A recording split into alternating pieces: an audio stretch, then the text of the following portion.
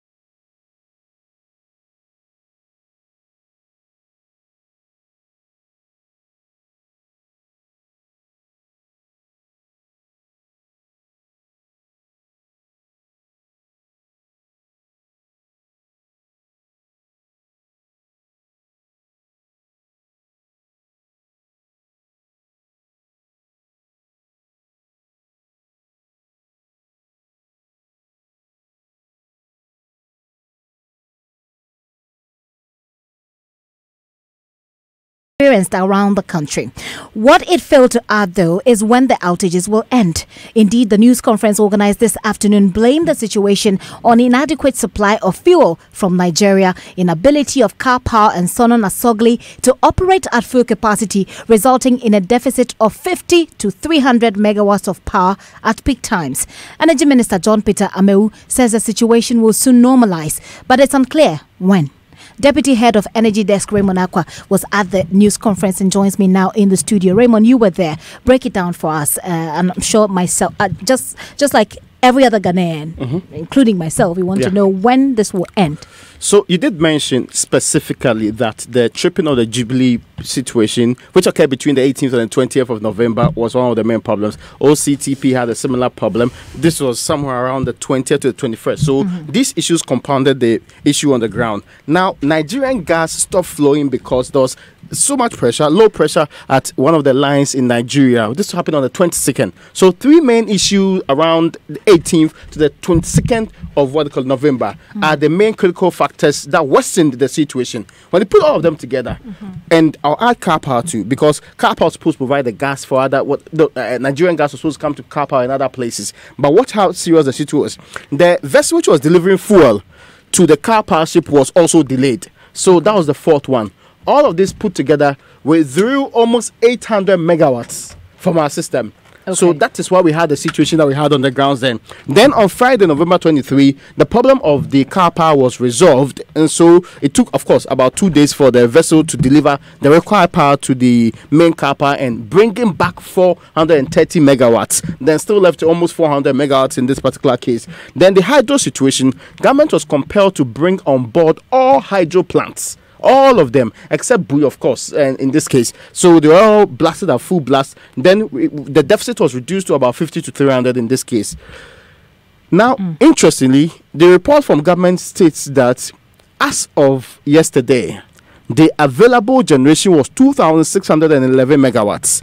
This was against the peak demand at 2,330, which is like the evening demand from us at the highest level. That's how we demand 3,330. As against the huge, so we had excess as of yesterday. So today, Raymond, this is government explaining the problems that we've had, explaining the power outages that people have experienced and which a lot of them have been complaining about. But there's still and they've talked about what they're doing about it, but then there are still outstanding challenges. Yes, the government talked about to make sure that we are out of the woods completely. There was a need, for example, to make sure Nigeria, which is supplying 30 MMBTU, moves up to 80 MMBTU in this particular case. So gas from Nigeria should go higher so that we can be out of the woods completely, so that we can ensure these things do not happen again. This is what the minister has been saying. There were no shortage yesterday, as available generation was 2,611 megawatts against peak demand of 2,330 megawatts. Ladies and gentlemen, today, 26 November 2018, Nigeria gas would start flowing at a low rate of 30 million cubic standard feet of gas, which will ramp up in a few days to about 80. So the system of supply in terms of gas from Nigeria is gradually being stabilized. Our major challenges, ladies and gentlemen, has been the incomplete reverse flow project to allow gas to flow from the east, from the west to the east. As you are aware, we have a lot of gas that's stranded up in the Takoradi area. And there will be a need for this gas to be conveyed through the transportation system to Tema to feed on some of the generators.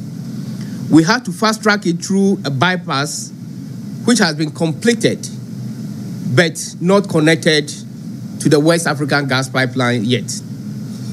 This is as a result of the authority, which we call the WAGBA, which had not fully come out to agree on the tariff. In an earlier discussions, they intend to put the tariff price at 3.2 MMBTU, while the ministry insists on $1 MMBTU. The discussion has persisted for weeks, but I'm happy to announce that the authority on Friday, November 24th, 2018, the West Africa Gas Pipeline, the regulator, has finally issued a final tariff notice of $1.7 per MMBTU. So that is the Energy Minister, John Peter Amewude, earlier this afternoon at a press conference. Well, the Minister and his Deputy, Dr. Mohamed Amin Adam, appear to differ on what really the situation is. Is it a localized fault responsible for the power outages, or is it a planned timetable due to the deficit? Very important that Ghanaians must realize that 1 week of power interruptions has drawn so much attention. For us as government, we extremely welcome, Ghanaians' stance on this particular issue. For 3 years, now we know 1 year, 1 week is very key. So it gives us, as people you put in to manage your resources, it puts us in a position to be very alert. And that is why we gathered here 1 week. For 2 years, this country has been off. So it's good, but I can show you that under His Excellency, we want things like this where we want to interact with the public and tell them exactly what is happening. Okay, and that is why we are speaking. We want to give you the assurance that we will continue to engage you and let you know what is happening in the system from now onwards. Okay, thank you. Honourable Minister, would it be fair for me to say Dumsor is back?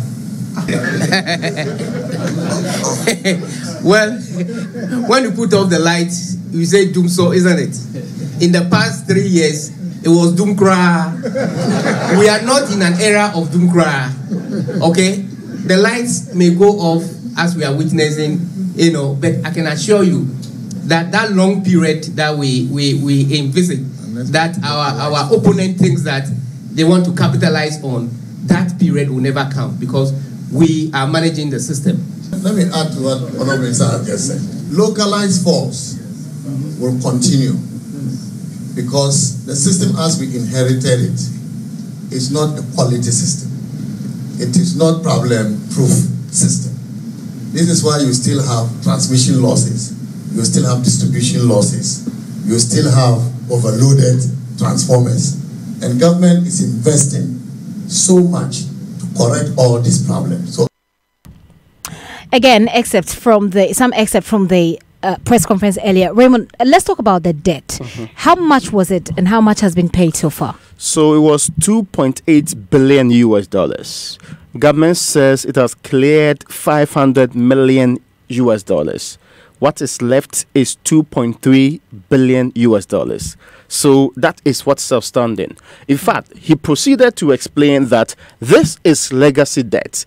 This is not debt. And the ECG was pretty clear in their mind on that. In fact, the VRA man also indicated clearly that this is not debt that this government met. As for liabilities, this government has cleared all of its liabilities. He talked about Nigerian gas. He talked about this within the system. For him, so far as they are concerned, they are still clearing old debt. What they've done is that they've not added to that particular debt. And he was asked about whether or not there is currently government proceeding to incur its own debt. He says what's happening now is also perhaps attributed to the John Mahama administration's work. He made it clearly. On a monthly basis, because of the reckless PPAs that have been signed without any power planning system, government is paying you, not government, you are paying collectively $20 million every month for power that you haven't consumed. Yesterday, for instance, there was no light at certain places. Is that right? Even though you were not enjoying the light, the previous government have signed an agreement that makes you to pay $20 million or monthly. And these are the issues that we come to face, which we are trying to address. So the debts, I don't know how to describe it, but at an appropriate time, it's quite a challenging debt. This government has inherited quite close to $2.8 billion of power sector debt. And I think most of you have been aware of the EXLA and then the bond issue that came to address some of this issue. As I speak, the last reconciliation that was done, the sector debt has declined from $2.8 billion during the period to almost about $2.3 billion. So, Raymond, you're making the point. So what he's essentially saying is that we've cleared all our debt, as in the one that we brought in from 2017 when we took over. Prior to that time, we had incurred almost 2.8 billion. We've been clearing that particular debt with the Energy Sector Levy Act and the levies from that particular area.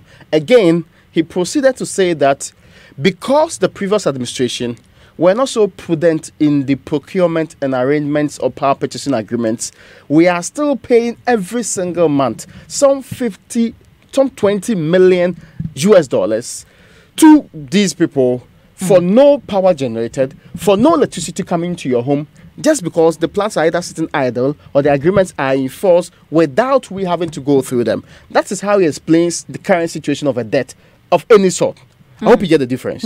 Brilliant. But how come government will continue to pay this 20 million even though there's no power generation? So the agreement in part says that the current plants, the plants that were procured or the agreements that were actually given in, one, you have to do maintenance. You have to, even when they are not being used, you have to find a way of making sure that the plants are still operational. They are still working in the nearest future, even though you are not using them now. So all of these agreements are in and of itself causing some loss to the state. Some kind of liability. Yes. You do remember that recently the government said it was cancelling about 13 or 11 of them. And the idea was that to stop them from causing us these liabilities or to stop them from being useless and yet we are not generating anything from it, why don't we dispose of those we can dispose of and not sign any ones in that direction? The ones we cannot dispose of, let's put them to good use. Okay, so this is government explaining away the problems you've been having in your homes as far as electricity is concerned. Does it work for you? The explanation they're giving you? Joining us on the line now is Minority Spokesperson on Energy, Alhaji Adam Mutuwakilu. Sir, thank you very much for your time this evening here on Top Story. Thank you very much, Gifty. We're also joined on the line by Executive Director of the African Center for Energy Policy, ACE, Ben Boakye. Mr. Boakye, thank you very much for your time. Mr. Mutuwakilu, let me start with you. You told us last week that the problem is as a result of the country's inability to meet its payment obligations to the power producer. But the Energy Minister says it's rather more technical than debt. Yeah, first of all, let me do some corrections. As of 2016, the energy sector levy debt, legacy debt, wasn't $2.8 billion. It was $2.4 billion.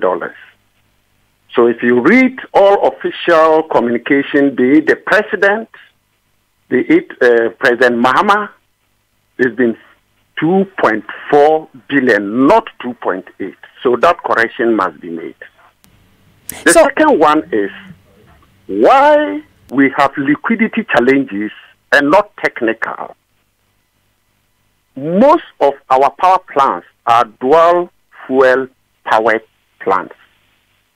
Dual fuel powered plants means that they can use gas, they can use liquid fuel.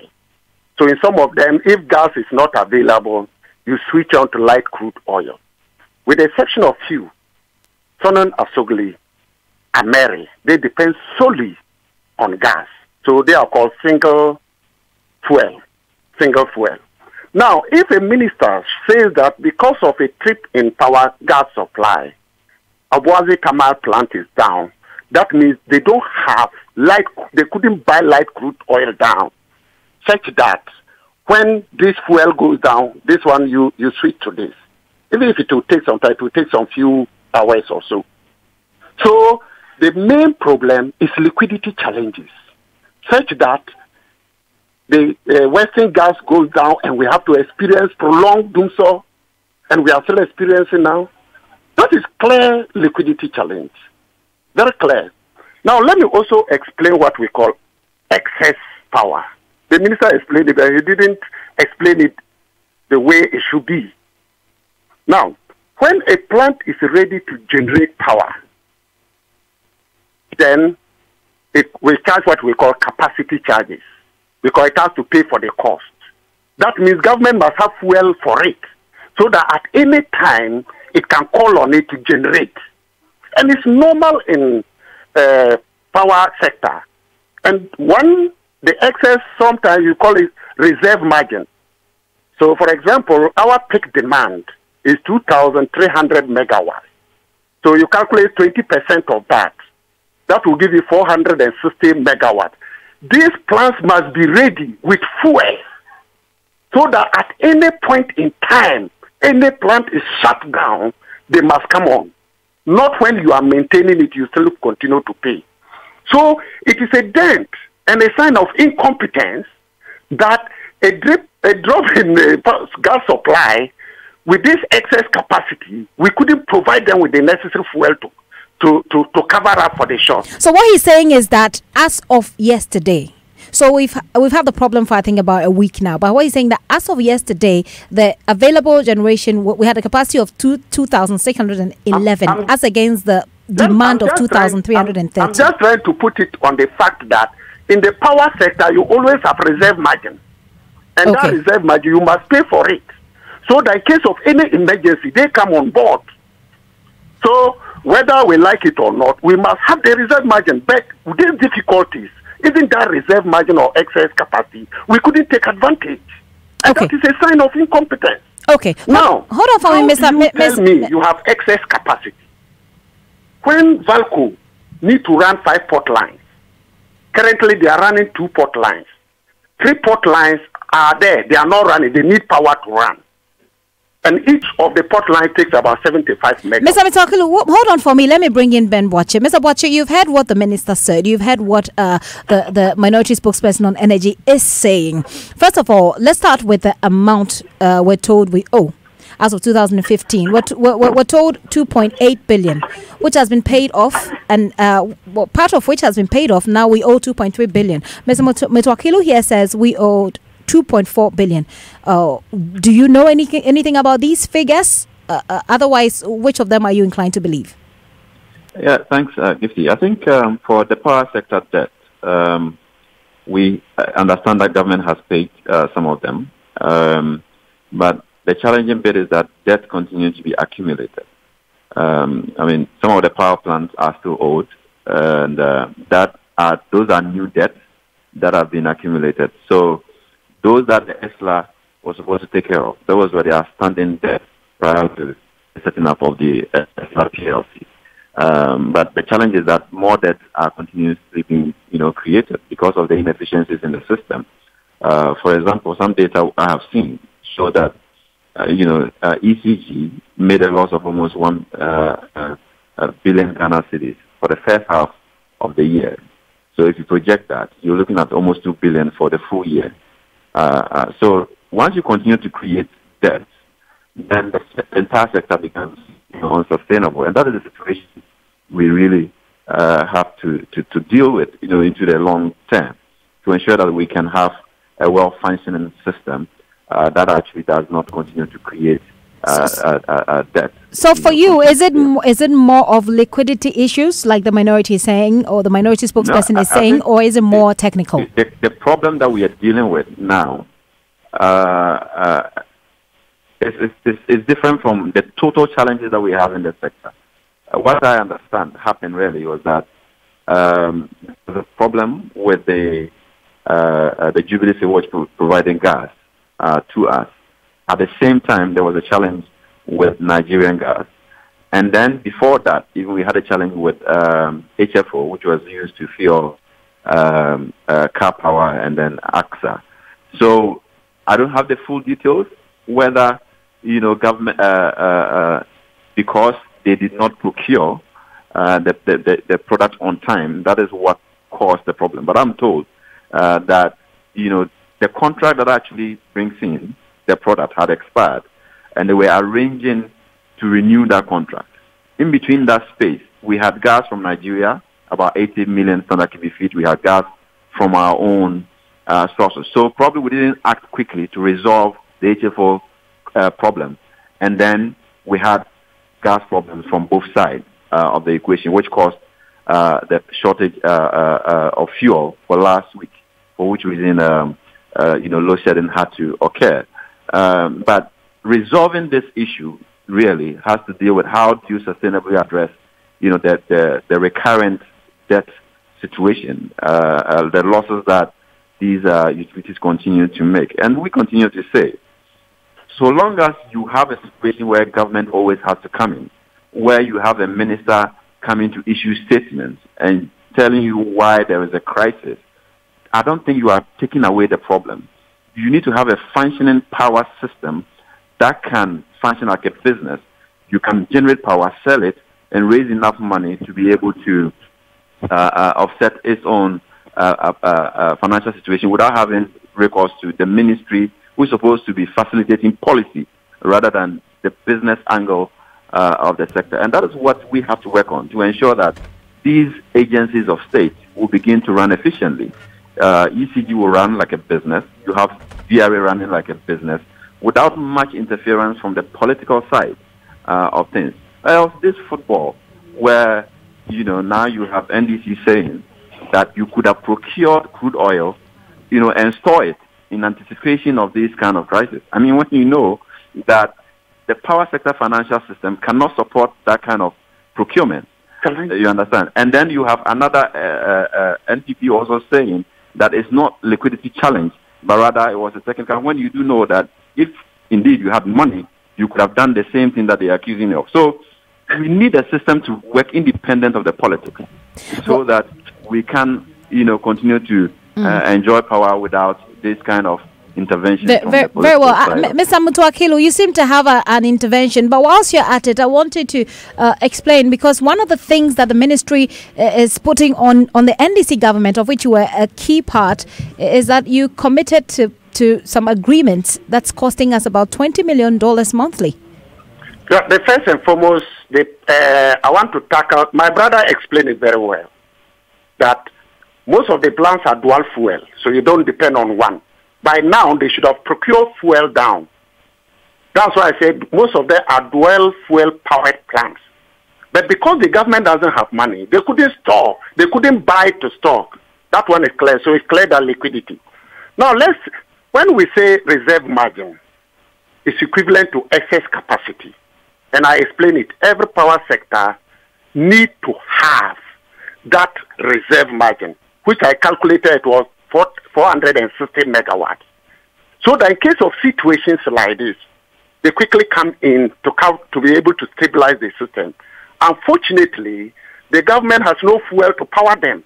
And that's why when this thing happened, they couldn't come in.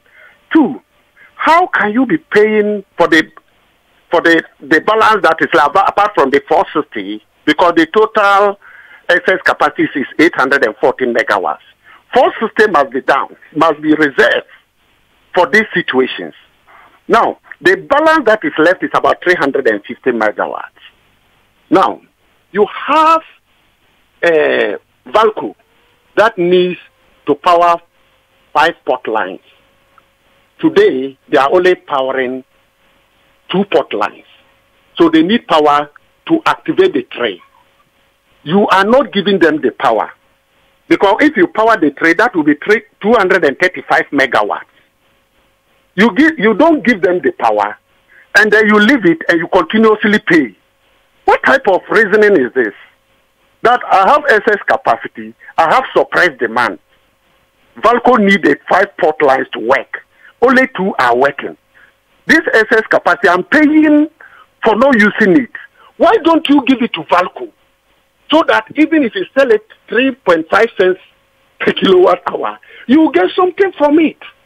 But this government, because of propaganda, they don't want to invest it there, but keep it. And then go and tell people that we are keeping this plan, we are not using them, but we are paying for them. Please, Minister, transfer that excess power or excess capacity to Valco. 2. Did you, Mr. Mutuakilu? I'm coming with the second one, the second reason. Right. In 2017, we always take into consideration rural electrification. So if the government says 2017, I will connect 2,185 communities to rural electrification, through rural electrification to the national grid, it will consume more power. But government ended up connecting only 289 out of 2,185. In 2018, government planned that they will connect 1,796 communities, ended up connecting only 122. If they had worked hard to connect all these communities, you wouldn't be talking of excess capacity. Okay, Mr. Bache, I'll take your final thoughts. But before that, Mr. Mutuakilu, you've had all the thoughts that are running around. At the end of the day, Ghanaians are sleeping in darkness, and that is a reality Ghanaians do not want to face anymore. What do you envisage? What do you think is a way to go? And do you see us any close to the solution of this problem? You're talking to me now? Yes, Mr. Mutuakilu, you. 1, government must ensure that the ESLA money is used for the purpose for which it came to Parliament for approval. Because last year, government diverted 600 million of this money to pay pension arrears, which is a very big problem. That's misapplication of funds. 2, government must be realistic in respect to tariff. If you gazette tariff of 42 cents per kilowatt hour, and the IPPs are demanding 59 cents per kilowatt hour, at the end of the day, ECG will incur more debt. And that is what my brother articulated very well. For the first half year, okay. Mr. Mutuakilu, we've just been joined by the minister on the line, the Minister for Energy, John Peter Amewu. Mr. Amewu, you want a quick intervention. How close are we to the solution of this problem? Okay, Mr. Mutuakilu, make your point and then we'll bring the minister in subsequently. I was talking about what we gazetted for ECG to collect and what actually the IPPs are demanding. Because the government gazetted that PURC, that ECG should sell the electricity at 42 cents per kilowatt hour. The IPPs are demanding 59 cents per kilowatt hour. Okay. So, and therefore, though it is not surprise that from January to June this year, ECG incurred a debt of 1.1 billion and is expected to reach 2 billion by the end of this year. Okay. Which company can function well with this type of finances? Let's find out how close we are to the solution, the permanent solution. Mr. Amewu, thank you very much for your time this evening here on Top Story. You want a quick intervention? Yeah, I think as I've stated earlier on, the solutions to the problems have been outlaid. The major difficulty you've encountered during the 1 week period is as a result of gas flow. Number 1, from Nigeria. Number 2, ability to transport gas from the Takoradi enclave to Tema. And then number 3, the delay of the ship delivering fuel supply to car power in Tema. These are the major problems. So, sir, we've had you talk about the problems at the press conference, and indeed we've played all of that. Now, what Ghanaians want to hear really is based on the if you hold on for me, sir, based on the solutions that you have proffered, all the things that you've put together, based on all of that, how soon is are the challenges ending? Can you give us that? Do we have a shortage at your end this evening? Today, our end is not the peak. The project peak today is about 2,300. Available supply is about 2,400. So, of course, we should be having excess supply over demand as of today. But you see, when we mention of paying capacity charges, it is not what my good friend is talking about. I'm surprised he's miseducating Ghanaians about capacity charges. Capacity charges is when the plant is available and you've not been able to consume that availability. Number one, if you don't have gas supply, if the plant takes the fuel rate, of course the idea of availability of the plant cannot be a question. But where the fuel rate is on government, then the plant has every right to say that I am available, you have not delivered your gas supply or your fuel availability, and therefore you need to pay for the capacity charges. It is the capacity charges that we're talking about. The high cost of PPAs that they've signed over the period, that is making the capacity charge very high. Now, saying that why don't we supply the fuel to Valco? That again is... Mr. Ameo. Hello? Hello, sir. So bottom line is the crisis will continue for a while, correct? Not at all. The crisis is not going to continue for a while. We have addressed 70 to 80% of the crisis. Today, the power situation is stable. There is a gas flow coming from Nigeria. As I speak, it's ramping up to 30. We expect it to go to about 80 by the next 2 days. We have almost completed the bypass from Takoradi, which will allow the gas flow from Takoradi to come to Tema Enclave. There's a fuel arrangement from the car power. Car power is being fed today on a heavy fuel supply. So there's some stability in the system. Okay. But for technical issues, you cannot know what happened to a transformer next switching to you. So that is why we say that technical issues may come in, which are, of course, unforeseen contingencies. But for the purpose of stability, including gas supply and fuel availability, we have largely addressed those issues. Thank you very much, gentlemen, for your time here on Top Story this evening. John Peter Ameo, Minister for Energy, and of course, you had the minority spokesperson on energy, Adams Mutuakilo. Top Story is brought to you by Bond Savings and Loans, your success, our passion. GASM, the nation builder. Vodafone, the future is exciting. Ready? A nationwide medical health insurance, your healthcare family. Newsnight starts now.